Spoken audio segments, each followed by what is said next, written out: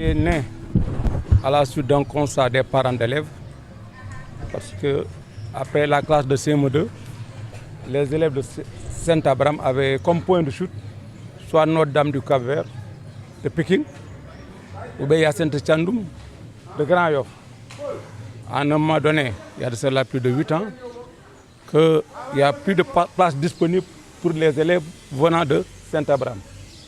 Et les parents d'élèves, à la suite d'une assemblée générale, ont demandé au bureau de faire les démarches nécessaires en vue d'avoir aussi leur collège. Bon, après quoi, les démarches ont été entreprises en collaboration d'abord avec la direction de l'enseignement privé catholique, parce que c'est eux qui gèrent les établissements privés catholiques.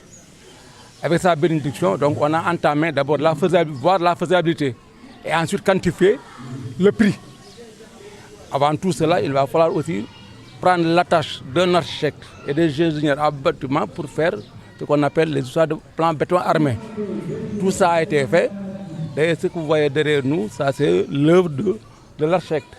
Maintenant, il y a un document qui parle du côté technique, le dimensionnement du bâtiment. Bon, depuis lors, ça n'avance pas. Et on note un peu du côté de la direction de l'enseignement privé catholique, M. l'abbé Georges Diouf, celui qui est en charge des établissements privés catholiques. Mais de son côté, ça n'avance pas, ça ne marche pas. On a beau demander des audiences, on l'a rencontré à plusieurs reprises, on est allé même voir Monseigneur Benjamin Ndiaye pour son soutien, ses prières et son intervention. Mais depuis lors, vraiment ça n'avance pas. Et c'est un projet qui nous tient à cœur. Parce que hormis même les histoires de problèmes de place disponibles dans ces écoles privées catholiques, soit à Hyacinthe Thiandoum ou bien à Notre-Dame du Cap-Vert, vous vous rendez compte aussi le problème qu'il y a pour le transport. Quitter Guédiawaye pour se rendre à Pékin ou bien à Grand Yoff, c'est la croix et la bannière. Moi, je suis en mesure de l'expliquer, d'autant plus que j'ai eu un enfant qui a étudié à Hyacinthe Thiandoum et l'autre aussi qui a étudié à Notre-Dame du Cap-Vert. Et je sais, et je peux aussi, à sa juste valeur, déterminer l'endurance, la fatigue qu'il y avait autour de le fait de se déplacer de Guédiawaye à Hyacinthe Thiandoum ou bien à Grand Yoff.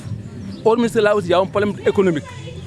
Parce que le fait de se déplacer, tu vas payer non seulement la scolarité de l'enfant, payer le transport et la restauration. Donc il y a 3 charges sur tes épaules. Alors que ces 3 charges-là, peut-être si c'était au niveau de Guédiawaye, tu aurais pu avoir 3 élèves répartis entre ces 3 charges. Ouais, donc du côté économique aussi, c'est pas qui. Donc depuis lors, on est en train de voir avec les ressources, comment on appelle ça, les personnes ressources de Guédiawaye, la société civile, pour qu'ils viennent en appui nous aider en vue de la réalisation de ce projet qui vraiment tient à cœur tous les parents d'élèves de Saint-Abraham. Bon, on ne peut pas dire si c'est abouti ou bien c'est pas abouti. En tout cas, ce qui est certain, à la dernière rencontre avec l'abbé Georges, qui est le directeur de l'enseignement privé catholique, le projet est né.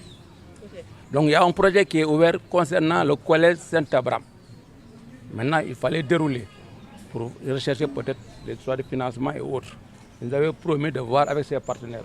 Monseigneur Benjamin Ndiaye aussi nous avait promis de voir avec les partenaires pour que l'école puisse voir le jour. En tout cas, ce qui est certain, on a commencé à fêter notre 50 ans, parce que l'école a 50 ans.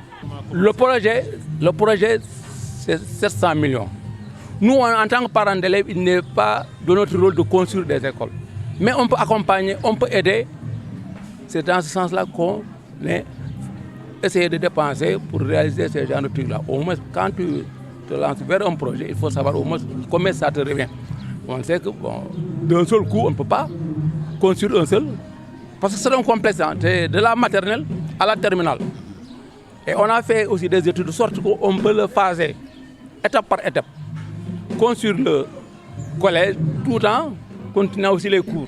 En tout cas, tout ça a été fait de manière vraiment scientifique et technique, de sorte qu'il n'y aurait pas de perturbations concernant les élèves qui sont dans les salles de classe. Et le blocage, c'est l'abbé Georges, c'est lui le goulot d'étranglement. Ça, c'est pour dire vrai.